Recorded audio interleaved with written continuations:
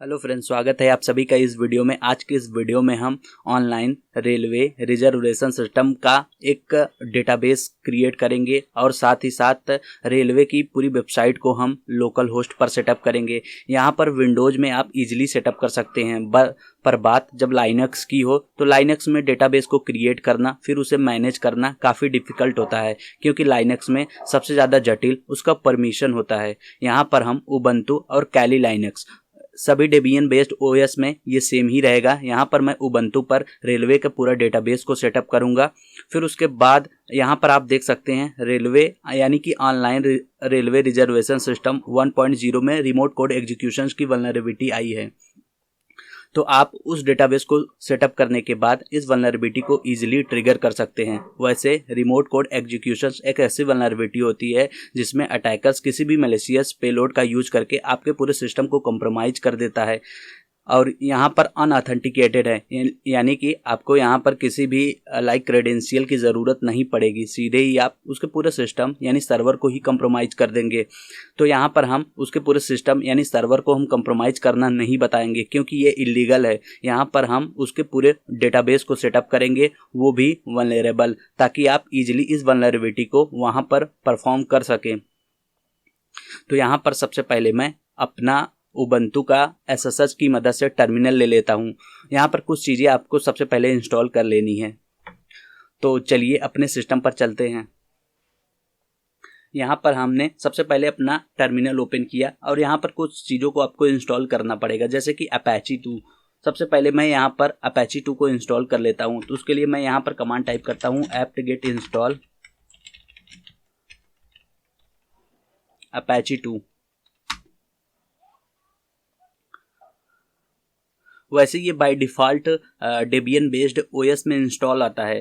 तो यहाँ पर अपैची 2 मेरा इंस्टॉल है। उसके बाद आपको PHP को इंस्टॉल करना पड़ेगा। तो आप PHP के इसके वर्जन्स को देखकर इंस्टॉल कर लीजिए। जैसे कि मैं यहाँ पर इंस्टॉल कर लेता हूँ apt-get install PHP, आप जो भी वर्जन। तो चलिए इसके डेटाबेस को सेटअप करते हैं। तो सबसे पहले हम यहाँ पर रेलवे का वेबसाइट डाउनलोड कर लेते हैं। तो इस ऑथर ने यहाँ पर इसका लिंक भी दिया है, ये देखिए। हम इस सॉफ्टवेयर लिंक को कॉपी कर लेते हैं यहाँ से, ये जिप फाइल में है। तो सबसे पहले हम एक यहाँ पर अपने अपैची यानी अपैची हमारा इंस्टॉल है, तो अपैची का जो बाय डिफ़ॉल्ट पाथ होता है वह www में होता है। तो आप अपने हिसाब से कोई भी पाथ क्रिएट कर सकते हैं। जैसे कि हम यहाँ पर सबसे पहले एक पाथ क्रिएट कर देते हैं जहाँ पर उस सॉफ्टवेयर को हम डाउनलोड करके अनजिप करेंगे। तो यहाँ पर सबसे पहले इसका पाथ क्रिएट करते हैं। तो उसके लिए हम यहाँ पर कमांड टाइप करते हैं mkdir फिर -p where www। फिर उसके बाद मैं यहाँ पर पाथ क्रिएट करता हूँ रेलवे डेटाबेस, केवल रेलवे ही क्रिएट करता हूँ। एंड यहाँ पर मेरा पाथ क्रिएट हो चुका है। हम चलिए इसी फोल्डर में चलते हैं where www रेलवे।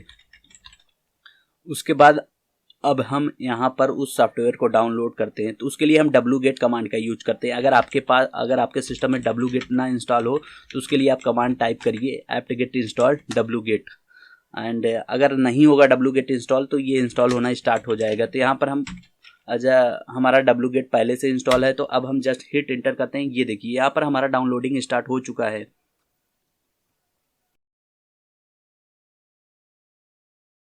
यहाँ पर मेरा सॉफ्टवेयर डाउनलोड हो चुका है। सबसे पहले मैं आपको दिखा देता हूँ, ये देखिए। इसे हम सबसे पहले यहाँ पर अनजिप कर लेते हैं। उसके लिए मैं कमांड टाइप करता हूँ अनजिप। फिर उसके बाद इस सॉफ्टवेयर का पाथ, ये देखिए फाइनली ये हमारा अनजिप हो चुका है। अब हम सबसे पहले इस जिप फाइल को रिमूव कर देते हैं।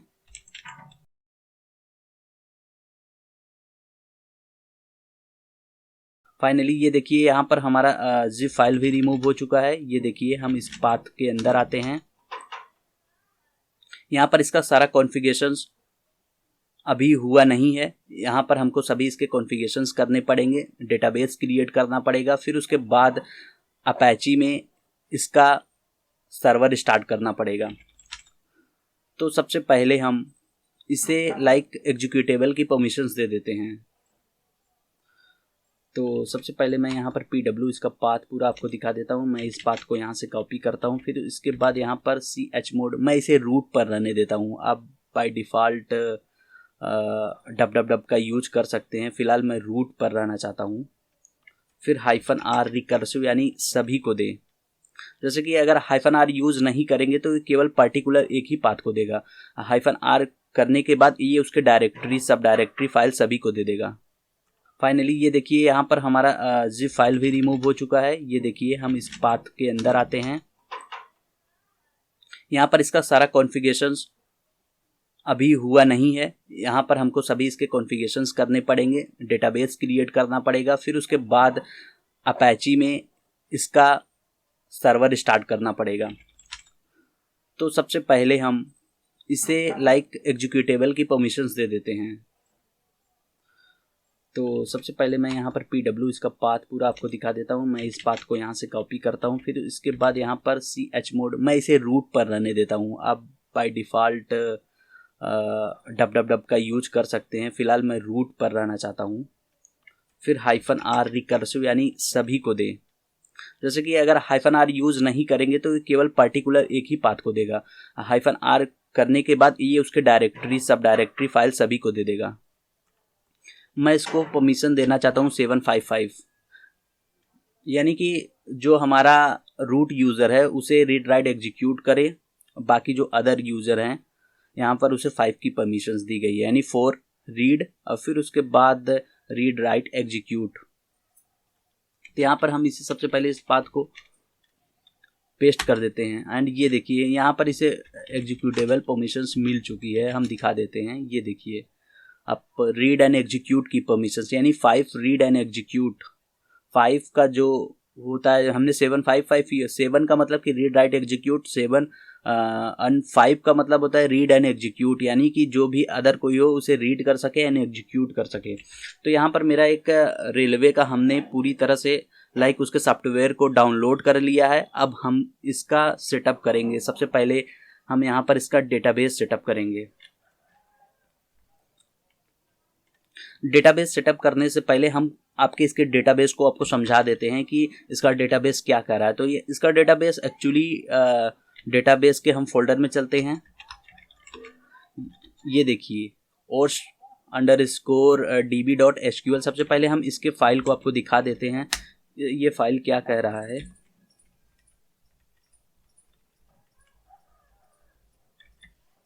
ये देखिए तो लाइनक्स है। आप परमिशंस का बिल्कुल ध्यान रखिए। यहाँ पर सबसे पहले इन्होंने दिया कि इस जो अटैकर्स ने इसे परफॉर्म किया था वो PHP माई एडमिन का यूज किया था। फिलहाल हम लाइनक्स के सर्वर पर हैं तो PHP माई एडमिन हमको ज़रूरत नहीं पड़ेगी क्योंकि लाइनक्स सबसे बेटर पड़ता है। यहाँ पर वर्जन दिया है, फिलहाल हम इसे स्किप करते हैं। यहाँ पर सबसे इम्पॉर्टेंट चीज़ है, यहाँ पर आपको इसका डेटाबेस का नाम ORRS_DB आपको जो भी डेटाबेस MySQL की मदद से क्रिएट करना है इस नाम से क्रिएट करना पड़ेगा। इस बात का ध्यान रखें आप।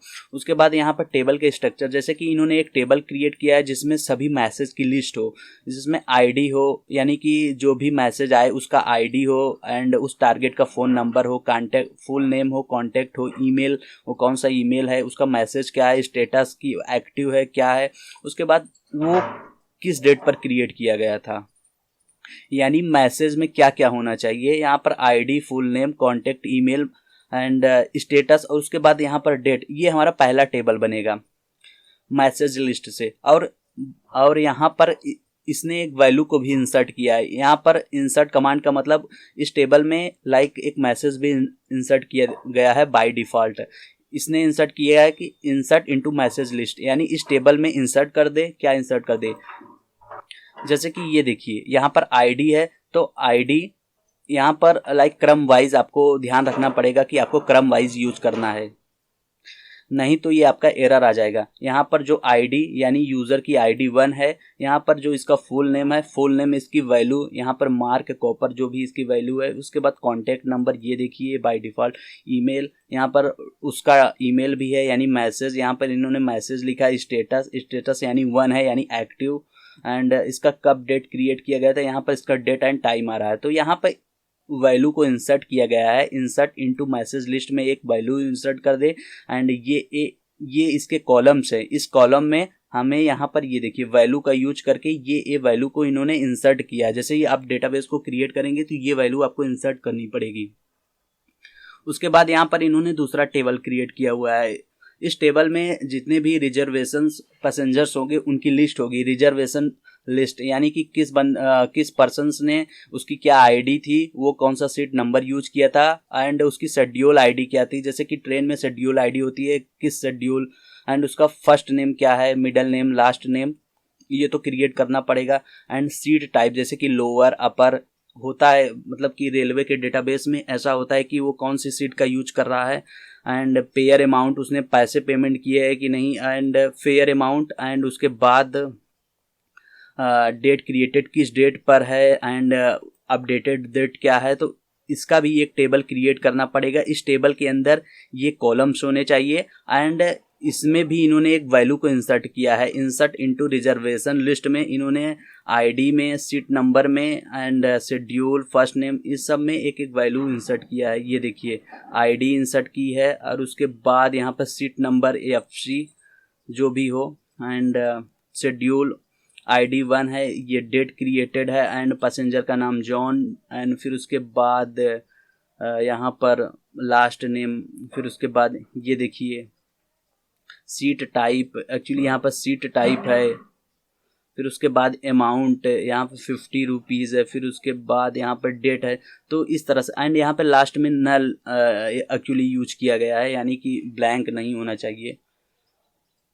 यहाँ पे जो तीसरा टेबल क्रिएट किया गया है वो शेड्यूल लिस्ट में, यानी कि ट्रेन कौन सी है, ट्रेन की आईडी क्या है, यानी कि रेलवे के डेटाबेस में अलग अलग प्रकार की टेबल होती है जिसमें अलग अलग चीज़ों को शेड्यूल किया जाता है। जैसे कि यहाँ पे ट्रेन की आईडी क्या है, ट्रेन की भी अपनी आईडी होती है, ट्रेन का कोड क्या है एंड उसका वो कहाँ से कहाँ तक चल रही है, उसकी दूरी कितनी है, एंड टाइम शेड्यूल क्या है, फर्स्ट क्लास फेयर, उसके बाद इकोनॉमी फेयर, यहाँ पर ट्रेन की होती है कि इकोनॉमी एंड फेयर होती है। फिर उसके बाद यहाँ पर ये एक्चुअली ये पूरी टेबल है शेड्यूल लिस्ट, इसके अंदर ये सारे कॉलम्स है। यहाँ पर भी कुछ बाय डिफ़ॉल्ट वैल्यू को इंसर्ट किया गया है, इंसर्ट इनटू शेड्यूल लिस्ट में भी इंसर्ट किया गया है। फिर उसके बाद अगला है सिस्टम इन्फॉर्मेशन, एक सिस्टम इन्फो के नाम से टेबल क्रिएट किया गया है जिसमें आप int, Meta value, Meta field है एक्चुअली, यहाँ पर भी कुछ वैल्यू डंप किए गए हैं, इंसर्ट किए गए हैं, सिस्टम इंसर्ट किए गए हैं सिस्टम इन्फो में।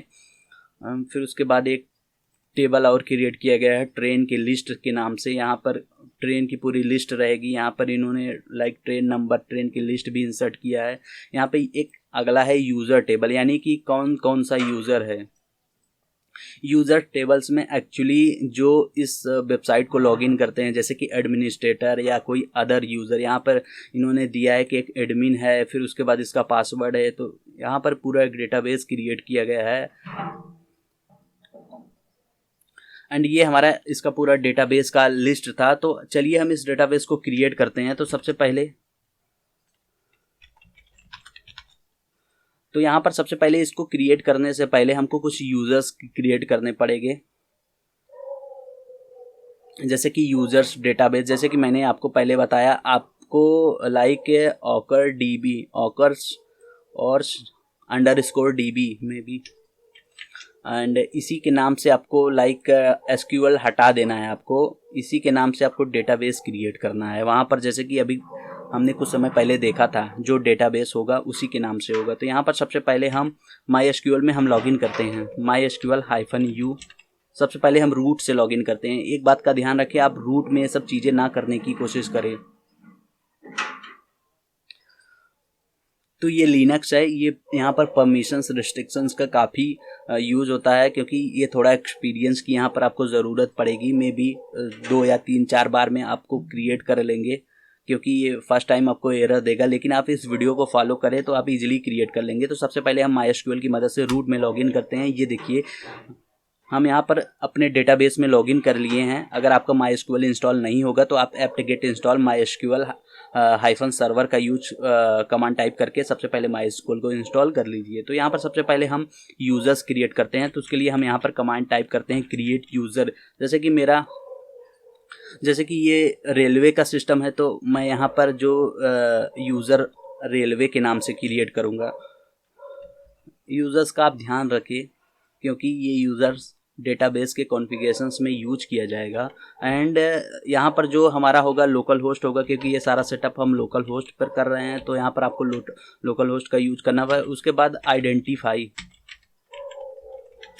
उसके बाद आपको अपना यहाँ पर पासवर्ड डालना है। आप जो भी पासवर्ड अपना यूज करना चाहते हैं यूज कर सकते हैं। यहाँ पर हम एक यूज़र क्रिएट कर रहे हैं रेलवे के नाम से, एंड जिसका पासवर्ड है विराट।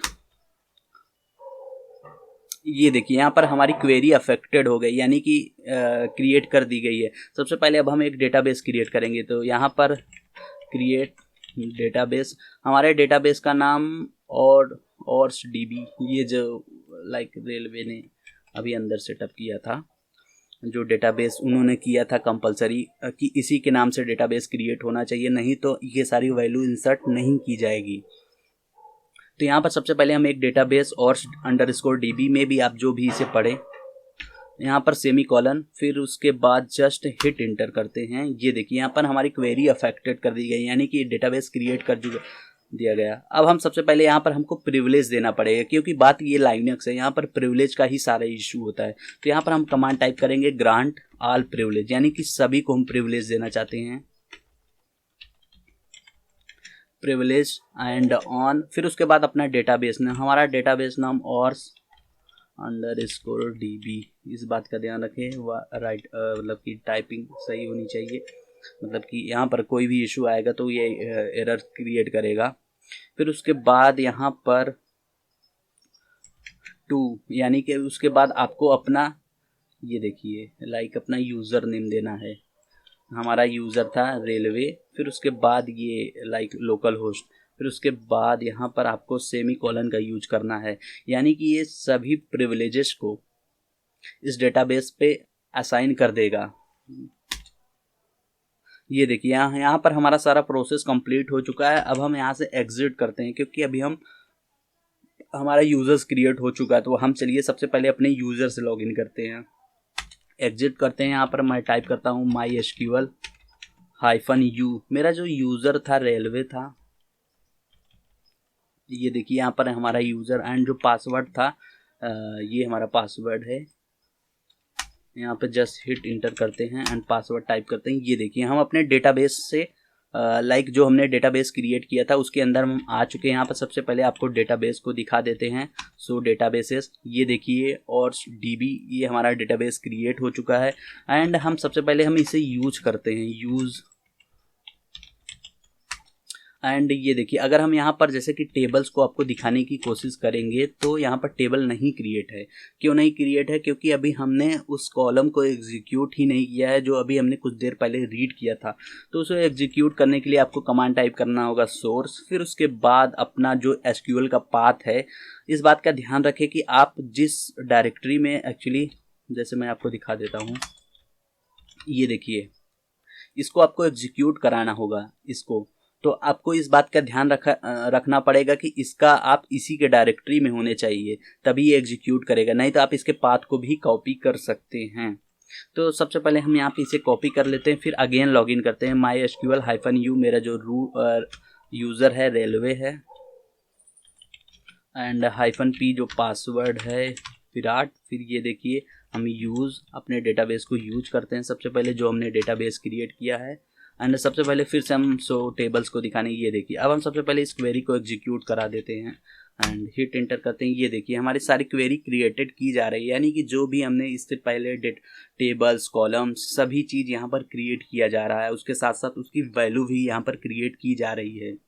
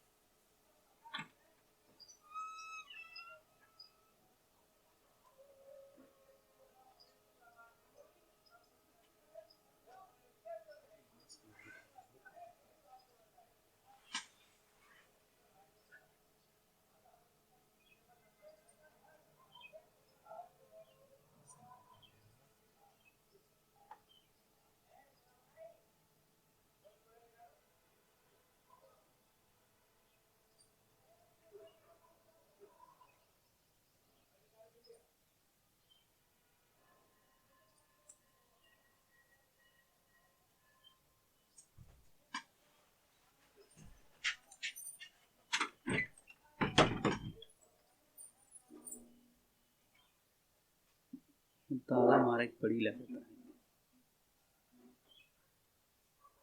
एक मारी कहे तो बाहर जा बका तो समझ में आवत है ये नहीं कुछ।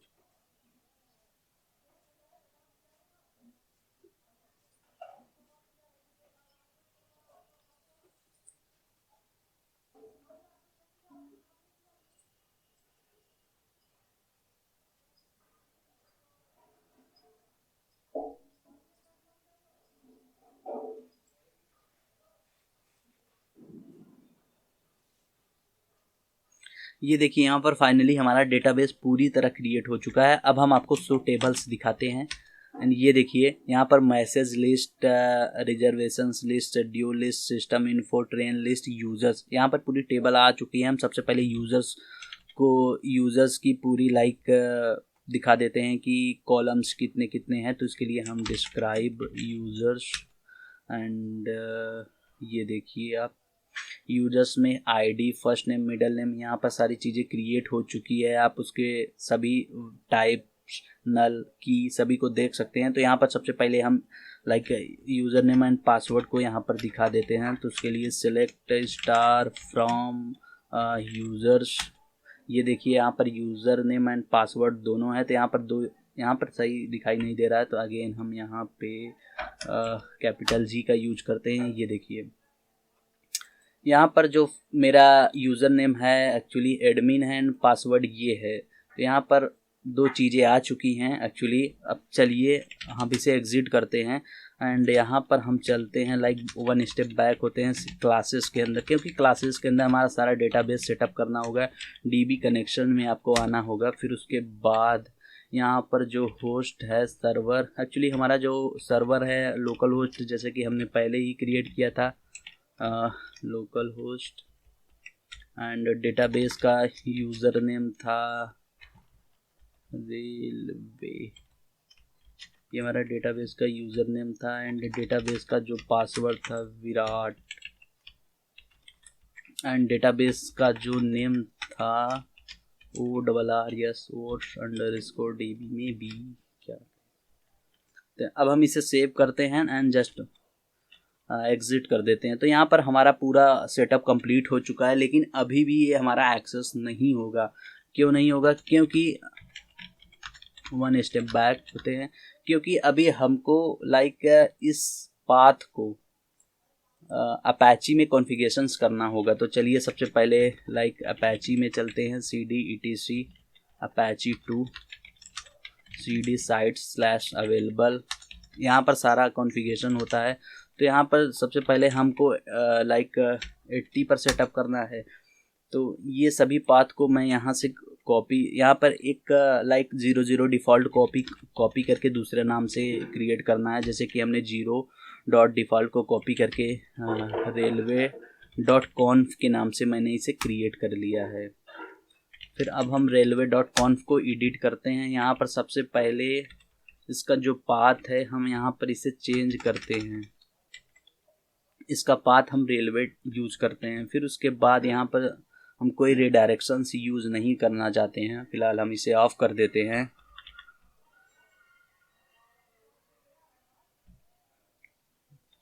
अब हम इसे सेव करते हैं, एग्ज़िट करते हैं। फिर उसके बाद हम यहाँ पर सबसे पहले इसे इनेबल करते हैं एंड A2 सबसे पहले इनेबल साइट हमको रेलवे को इनेबल करना है। railway.conf को हम यहाँ पे इनेबल कर लेते हैं। फिर A2 डिसेबल हम डिसेबल कर लेते हैं।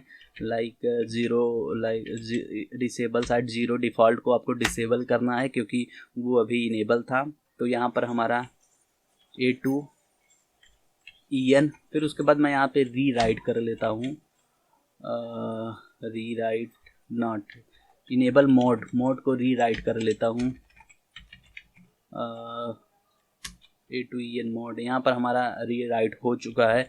अब सबसे पहले हम नेट स्टेट से पोर्ट की लिसनिंग चेक कर लेते हैं। यहाँ पर हमारा 2 पोर्ट रनिंग पर है, 443 है।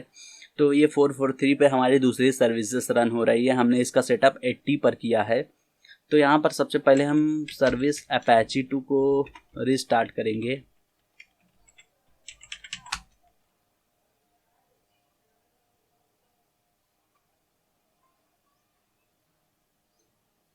यहाँ पर हमारा सब कुछ सेटअप अच्छा रहा है। यहाँ पर हमारा अपाची 2 रीस्टार्ट हो चुका है। अब सबसे पहले हम इसके आईपी को IF कॉन्फ़िग की मदद से इसके आईपी को देखते हैं। यहाँ से हम इसके आईपी को कॉपी करते हैं एंड जस्ट आते हैं यहाँ पर HTTP, फिर उसके बाद इसको पेस्ट करते हैं एंड ये देखिए यहाँ पर इसका डेटाबेस आ चुका है। और जैसे ही हम इस पर क्लिक करते हैं एंड फाइनली ये देखिए यहाँ पर हमारा रेलवे का पूरा डेटाबेस क्रिएट हो चुका है। अब आप इजीली इस वल्नरेबिलिटी को यहाँ पर ट्रिगर कर सकते हैं, परफॉर्म कर सकते हैं।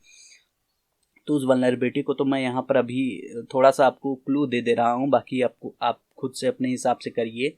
ये रेलवे का टिकट सिस्टम है। यहाँ पर आप शेड्यूल पर जैसे ही क्लिक करेंगे तो ये देखिए यहाँ पर सभी ट्रेन की लिस्ट, यानी कि कौन सी ट्रेन कब पर जा रही है, यहाँ पर सभी चीज़ें आ चुकी हैं एंड ये धीरे धीरे लोड ले रहा है क्योंकि ये हमारा उबंटू का सर्वर है। एंड अबाउट अस पे आप क्लिक करके इसके पूरे अबाउट को बारे में जा सकते हैं कि यहाँ पर पूरी इन्फॉर्मेशंस क्या है। एंड सबसे बड़ी बात ये देखिए ऑल राइट, आप कॉपीराइट को भी देख सकते हैं एंड कॉन्टेक्ट अस। ये रेलवे का पूरा डेटाबेस सिस्टम है एंड यहाँ पर आप मैसेज भी सेंड करना। तो यहाँ पर सबसे इंपॉर्टेंट हो है शेड्यूल। आप कौन सी ट्रेन को कोई बुक करना चाहते हैं तो आप यहाँ पर बुक पर क्लिक करके जो भी करेंगे ये सारा डेटाबेस उसके अंदर जाएगा। अगर ये डेटाबेस एरर होता तो यहाँ पर ये चीज़ें ना लोड होती, जैसे कि मैं आपको दिखा देता हूँ कुछ। तो ये देखिए फाइनली यहाँ पर सबसे बड़ी बात है कि हमारा रेलवे का रिजर्वेशन सिस्टम यानी कि एडमिन पैनल भी ओपन हो चुका है एंड यहाँ पर मेरा लोकल होस्ट आ रहा है। तो आपको इस बात का ध्यान रखना पड़ेगा कि जैसे कि nano/etc/host अपने लोकल होस्ट में आकर उसके आईपी की जगह आप ये जो है रेलवे की आईपी की जगह आप लोकल होस्ट टाइप कर दीजिएगा, क्योंकि नहीं तो आपको एरर का सामना करना पड़ेगा क्योंकि इसका सारा चीज़ इसके लोकल सर्वर पर रन कर रहा है। तो ये फिलहाल हमारा कैली लाइनक्स है एंड ये हमारा पूरी उबंटू का सिस्टम है। तो उबंटू पे हमने सारा प्रोसेस किया है और जस्ट आपको कैली लाइनक्स पर सब कुछ दिखा रहे हैं। तो यहाँ पर सबसे पहले आप देख सकते हैं हमारी वेबसाइट काफ़ी अच्छे से लोड हो रही है। A to Z यानी बहुत अच्छे से काम कर रहा है रेलवे का रिजर्वेशन सिस्टम। सबसे पहले हम यहाँ पर इससे लॉगिन करते हैं क्योंकि इसका जो लॉगिन यूज़र नेम पासवर्ड है मैं आपको दिखा देता हूँ। -u इसका जो एक्चुअली रेलवे -p पासवर्ड सो डेटाबेस, एक्चुअली इसी के यूज़र्स टेबल के अंदर इसका पासवर्ड होगा। तो यहाँ पर मैं यूज़ और _db and select star from users. ये देखिए यहाँ पर जो यूज़र नेम है एक्चुअली एडमिन है एंड पासवर्ड ये है। हम यहाँ से कॉपी करते हैं एंड यहाँ पर लॉगिन करते हैं एडमिन एंड यहाँ पर जस्ट ही पेस्ट करेंगे तो हमको यहाँ पर एरर मिला। ऐसा इसलिए क्योंकि OMD5 का यूज कर रहा है। तो सबसे पहले एक सेकंड हम इसके पासवर्ड को डिकोड हैश, इसके हैश को एक बार डिकोड करके हम देखते हैं। एक्चुअली ये तो इसका साल्ट यूज किया गया है वहाँ पर क्योंकि ये थोड़ी सिक्योर है। तो ये लेटेस्ट डेटाबेस है तो उसमें सिक्योरिटी के हिसाब से पासवर्ड इनक्रिप्टेड स्टोर होते हैं इसके डेटाबेस में। तो यहाँ पर जो पासवर्ड स्टोर किया गया है MD5 में किया गया है and I am not robot. तो ये देखिए हमारा इस MD5 पर पासवर्ड को डिक्रिप्ट कर रहा है कि यहाँ पर कौन सा पासवर्ड यूज किया गया है एक्चुअली। एंड यहाँ पर एक्चुअली ये देखिए एडमिन 123 ये पासवर्ड यूज किया गया है, एडमिन 123 एंड यहाँ पर एडमिन 123 से जस्ट हम लॉगिन करते हैं एंड ये देखिए हम यहाँ पर रेलवे के डेटाबेस सिस्टम में आ चुके हैं, पूरी तरह अंदर एंटर कर चुके हैं एंड आप देख सकते हैं हमारा सारा प्रोसेस सही से हुआ है, हमारा पूरा डेटाबेस सही से क्रिएट हुआ है टेबल। नहीं तो यहाँ पर आपका लॉगिन नहीं होता, आपको एरर दे देता। तो ये रहा पूरा डेटाबेस सिस्टम, जो एक रेलवे का पूरा डेटाबेस कैसे सेटअप करते हैं, वो भी लाइनक्स की मदद से कैसे टेबल क्रिएट करते हैं। तो ये वीडियो इसी के ऊपर है एंड इसमें वल्नरेबिलिटी क्या आई थी, जैसे मैं आपको केवल वल्नरेबिलिटी ही दिखा देता हूँ, आप उसके बाद आप खुद से कर सकते हैं। तो यहाँ पर जो कोड एग्जीक्यूशन यानी कमांड इंजेक्शंस की वल्नरेबिलिटी थी, ये अपडेट सेटिंग में आई थी सिस्टम एंड यहाँ पर जो वल्नरेबिलिटी थी, जो अटैकर्स ने यहाँ पर लाइक PHP के सेल को ही एग्जीक्यूट कर दिया था। ये देखिए ID-A, इसको एग्जीक्यूट करने पर आपका ID शो करेगा। जैसे मैं आपको दिखा देता हूँ ID, ये देखिए, एंड ID-A, ये देखिए रूट, यानी कि अगर ये जैसे कि अगर कोई इस मेरे वेबसाइट को कंप्रोमाइज़ करता है तो उसका मेरा रूट सीधे ही कंप्रोमाइज़ हो जाएगा, क्योंकि मैंने इसे रूट पर सेटअप किया है। तो यहाँ पर काफ़ी क्रिटिकल वल्नरेबिलिटी है, तो आप इस वल्नरेबिलिटी को इजीली यहाँ पे परफॉर्म कर सकते हैं। एंड इन्होंने बॉब सूट की मदद से इसके रिक्वेस्ट को इंटरसेप्ट किया है। मैं यहाँ पर सारी चीज़ें दिखा देता पर मैं यहाँ पर आपको कम कोड एग्जीक्यूशन नहीं बता सकता, क्योंकि ये काफ़ी डेंजरस है एंड ये फुली हैकिंग में आ जाएगी। यहाँ पर हमने कोई भी हैकिंग अभी नहीं की है। जैसे कि हमने सबसे पहले आपको उसका पूरा डेटाबेस कैसे क्रिएट करते हैं, कैसे के अगर आप ये सब चीज़ें क्रिएट कर लेते हैं तो आप इजीली बॉब सूट की मदद से इस वल्नरेबिलिटी को परफॉर्म कर सकते हैं। ये हाल ही में आई सबसे क्रिटिकल वल्नरेबिलिटी है, जिससे पूरी रेलवे का डेटाबेस प्रभावित हुआ था एंड उसके पूरे मेन सिस्टम को ही कंप्रोमाइज कर दिया गया था। तो आई होप ये वीडियो आपको पसंद आया होगा। Thanks for watching this video, see you soon, good bye.